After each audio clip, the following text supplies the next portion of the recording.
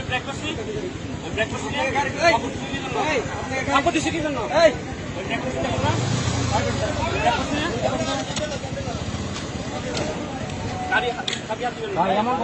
আমি ব্রেক করছি তো কেন আপনি গাড়ি খুব দেখছেন আপনি গাড়ি খুব করতে বলছেন আমি ব্রেক করতেছি আমি